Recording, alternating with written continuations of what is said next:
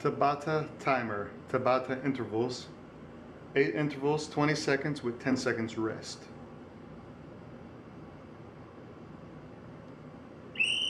So that was working out for 20 seconds, resting for 10 seconds,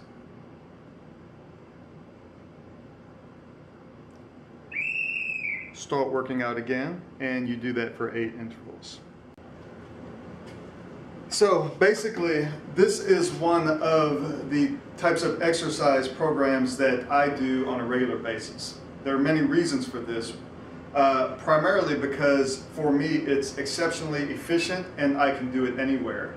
I don't have to have special equipment. I can just use body weight because the small amount of rest between each set makes it to where you really can't use heavy weights. You actually have to start the first set, and by the time you're on the 8th set, like 4 minutes in, you can barely move. So it's very efficient in a process of working out.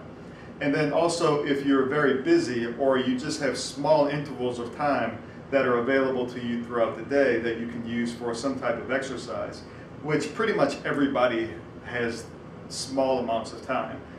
It's very likely that you don't have an hour or hour and a half every day to go to the gym.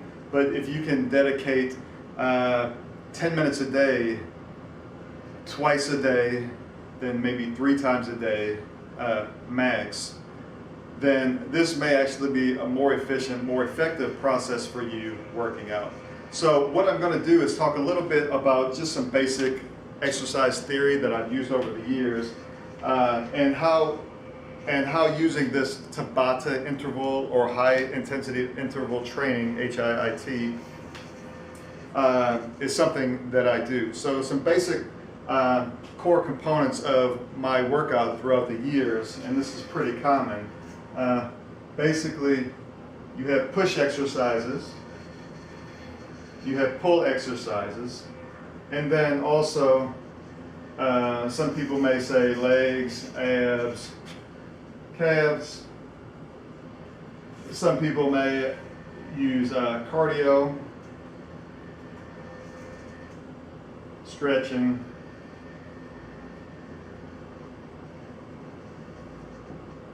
yoga. Now, I don't think the Tabata training or the high intensity interval training is something that you would use for yoga. This type of, we can call it periodic training, or periods of workout versus rest, would probably work out well for stretching. Definitely works out well for cardio and for these as well. So if you're new to working out and new to the gym and working your body, push exercises are ones where you're pushing the weight or the resistance away from you. So throughout most motions of the body, you have push exercises and you have pull exercises. So pull exercises are things where you're pulling things toward you. Your hands, when they grasp, they pull towards each other. It's very unlikely that there's very many movements that opening your hand or pushing your hand away from its center is something that you do. But the opposite of that for your feet, where you're actually pushing your feet away from you. So there's this throughout the entire body. So when you're working your chest, primarily what you're doing on most motions for chest is you're basically, the work is pushing away from you. Now you can implement eccentric motions where you're actually here and it's the going slowly into it, but it's still pretty much a push motion. Another one would be like tricep extensions, where you have a weight over your head, or you have a weight back here, and you're pushing the weight again away from the core of your body. Now, on the opposite side of that is pull exercises, where you can imagine if you were pulling or hanging and doing pull-ups, or just like working here, you're like pulling the weight to you. Or if it's like a bar at the gym where you're pulling towards you, working your lats. Or if you're working out your biceps, where you have the weight here and you're pulling the weight. Basically, what I'm doing with the push-pull legs cardio stretching when I'm implementing this Tabata type training into this routine, I'm not working all of these things out in one day. I'm really only picking like 2 or 3, maybe 4 at the most, exercise intervals and implementing them. Maybe in one day I'm doing push, the next day I'm doing pull. And the way that I'll typically do this is I'll work the bigger muscle first and then the smaller muscle, and kind of, if I'm going to be isolating muscles, I'm going to first use the larger muscle groups or the ones that use more muscles together as the first exercise. And then the next exercise or the next Tabata interval that I'm going to do is going to be maybe more specific. So an example of that would be if I'm doing pull exercises, the first thing that I'm going to do is maybe pull-ups. So basically this would be back, and then biceps, and maybe forearms. You can see when you're working your back, if you're doing pull-ups, you're actually using your arms, you're using your back, you're using your shoulders, you're strengthening your core or engaging your core. So if I'm going to wear myself out, or if I'm going to work exceptionally hard, which you do typically in these Tabata intervals, is that I want to have the first exercise be the most difficult, or the one that engages the most muscles. And then if I'm going to isolate muscles like just the biceps or just the forearms, I'm going to do that in the progression later on, not at first. I don't necessarily want to burn my forearms out and my biceps out and then try and effectively work out my back, because if I do it this way, it's going to limit the workout to the back. So I use bigger muscles first. So I may do this on one day. So this may be like, if I'm going to spend 15 minutes working out, I can do this in 15 minutes and have a really, really effective workout in just 15 minutes. And then maybe later on in the day, I could spend another 15 minutes stretching, or another 15 minutes doing yoga, or another 15 minutes doing some cardio or something like that. So the push exercises, pushing away from you. So basically this is going to be chest, and then triceps, and then if I'm going to do shoulders, I'll do shoulders before triceps. So this would be 1, 2, 3. So you can see chest is going to be using shoulders and also using triceps, but triceps isn't necessarily going to be using so much shoulders and chest. So bigger muscle group first, secondary, and then isolation. And again, these Tabata intervals, they're basically, I do them, so it's 8 sets, 20 seconds, and then 10-second rest. So the idea is, so basically this is basically 4 minutes. So the idea is to work out as hard as you can for this 20 seconds. So I'm going to give some examples in this video of some of the different exercises that I use, some of the different equipment that I use, which is very minimal. And then you can see, like in one set, I may start doing push-ups regular.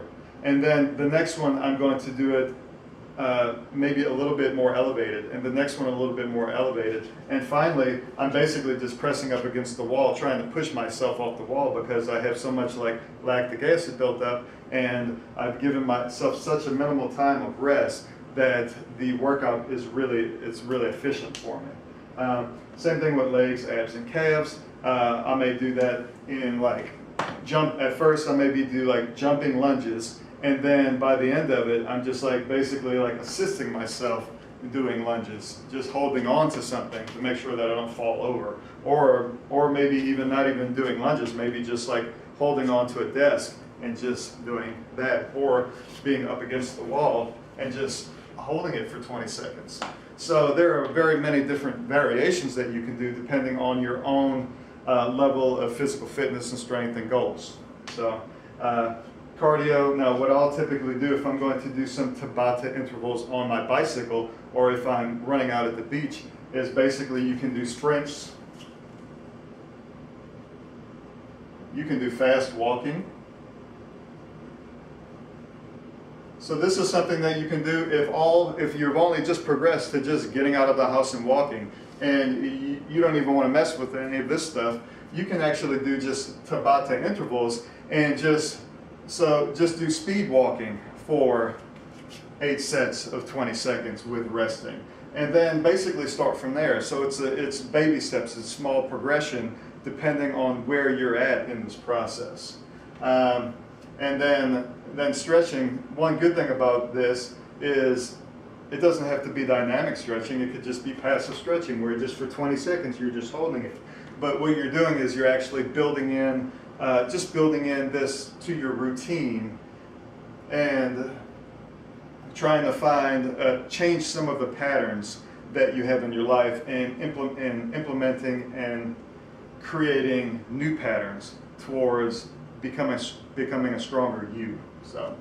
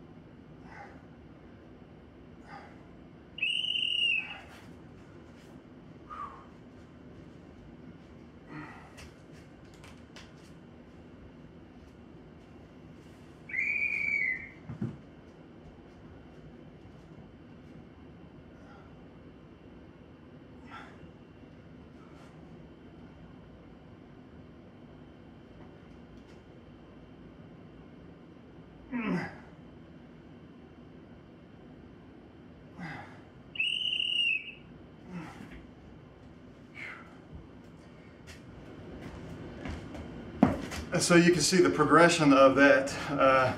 Started off just with regular push-ups and then very quickly went to assisted push-ups to where I could barely push myself off the wall just after a brief moment. Now, this is actually about the intensity that I do these exercises, this type of thing. I really wasn't even limiting, even though that this kind of gives an idea of some of the things you can do to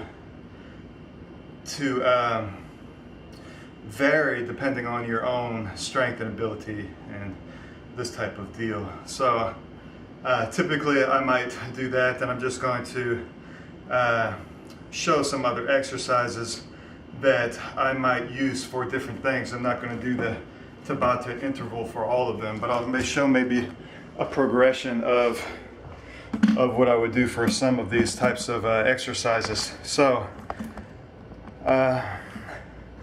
let's just continue. So what might I do for triceps would be something where if I'm holding a relatively light weight. Now for me, 15 pounds is light. For you, it may be 3 pounds or 2 pounds or a soup can. So basically where I'm doing this for 20 seconds. So at first I may be using a 15-pound weight. So I may even do like 10 seconds on one side, 10 seconds on the other. And then when the whistle blows, I'm resting for 10 seconds. So the first set I may use 15, next one I may use 10, the next one I may use 5, next one I may use 3, and the next one I may have like just a remote control in my hand or something trying to get my arm up. So really, really effective process. Same thing for biceps. So again, I would do the pull-ups first, and even with the pull-ups, at first I might be able to hang and do pull-ups. The next time I may have to have like a chair in front of me for the next 20 seconds to where I'm like assisting myself with my feet on a chair. The next one, I may just be like basically going from here to like here, trying to like hold the movement just a fractional of a pull-up, but making sure that my scapula is back and trying to hold it. And then towards the end, it may just be like hanging for the whole 20 seconds if I can do that. So that's how quickly you feel the burn and the effectiveness of these Tabata intervals. Now, say for instance, I gave an example of push exercises with the push-ups and the triceps, maybe even some like shoulders or ones like this where I'm holding. So that would also be included on the day of the push day. Now the pull day, where I'm working out back and biceps and maybe forearms. Forearms can be where you have the weight here and you're like pulling the weight towards you, or even a different variation of the grip for biceps. You can turn your wrist outwards and go like that, and that'll work out more forearms as well. So something that I may do on forearms is the first 20 second, same thing. I'm trying to get, you're still using good form, going safe and slow, but working up isolating the muscle in this case. And the first time I'd be using 35-pound weights. The second set, 20 seconds or 30 seconds later, I'm using 20s, then 15s, then 10s, and then basically, I may be using just something like super light just for the motion, but I'm still feeling the burn because there's so much lactic acid built up. So, and that's basically the whole bicep workout. So I've just worked out. Now this isn't going to necessarily build muscle. It's not going to make you huge. So a lot of women are like, well, I don't want to be one of those muscle building people. I don't want to be huge. I want to still look like a woman. This will allow that to happen to where you're building muscle, you're building strength, but you're not focusing on building muscle mass. In order to build muscle mass, you really have to, you have to really increase protein intake in your diet. If you don't do that, it's very likely you're going to build muscle mass. So that's very diet specific and also intensity specific. So building muscle mass is really like excessively working out the muscles where you're using really heavy weights for light reps. This is the opposite of that. This is using light weights for high reps with short bursts of rest in between. So this is actually perfect for a woman or for somebody that, you know, for somebody like me. This is my preferential workout because I can do this at work. If I'm working a 13-hour shift and I have some downtime in the middle of the night, then I can take 5 minutes, I can take 10 minutes. If I get 30-minute lunch, I can take 10 minutes of my lunch, do 2 Tabata intervals, and then go spend the rest of the 20 minutes decompressing and eating. And I can do this because, one, I'm prepared, and most of the time I'm going to have my food with me, or I'm not even necessarily going to be eating a large traditional meal. I have been grazing throughout most of the night, so I may not even need to eat. So in that case, I can, because I'm always nourishing myself, I'm always hydrating myself. So I don't have to go down to the food trough and stand in line and order something that's going to take 10 minutes to make, and then eat it, and then wish I could take a nap afterwards, because I typically am not eating those types of food, especially while I'm at work. So these are just some basic ideas. You know, with legs, you can do lunges. You can do modified lunges, and there are plenty of YouTube videos that you can see where you don't lunge as 4-4. You just kind of go here, and then you jump up. You can use weights. You can have a weight vest. Plenty of different ways to increase the intensity and workload depending on your own ability. So I just thought I would share some of these things with you, and give me a holler if you have any questions. Men yourself, move, educate, nourish, decompress.